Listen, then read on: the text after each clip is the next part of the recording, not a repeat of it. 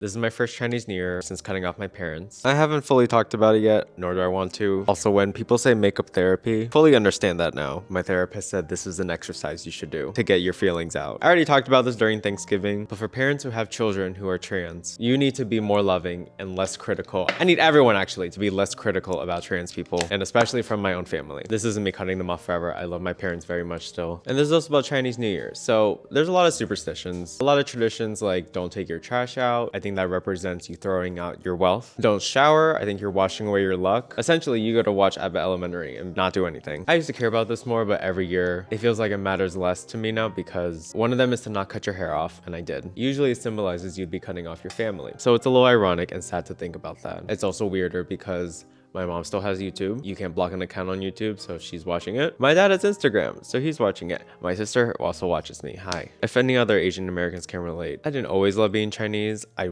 grew to love it once I moved out of Charleston. But there's a certain side where my parents start to say they're from China. They don't know the American way. We don't have American traditions or values. And I understand that, but with those Chinese traditions comes their lack of understanding for gay people, for trans people, for American politics, which I think are important, and we get criticized for bringing it up at the dinner table. It's not attacking you just by mentioning you voted for Donald Trump back in 2016. So part of me is starting to associate their traditions with being Chinese. I guess my question is, how do y'all appreciate your ethnicity and its values and traditions, even if some of those traditions include things that affect you versus them? Also, for Chinese people watching this and who want to be a parent, if you raise them here, they're going to learn American values first. I need all Asian parents to stop shaming us for getting emotional, for wanting to talk about emotions instead of swiping it all under the rug. The suicide rate is high in Asia for a reason. Stop dismissing your child about their emotions, please. And all of you in a Chinese time right now should maintain that. Ethnicity is not a trend.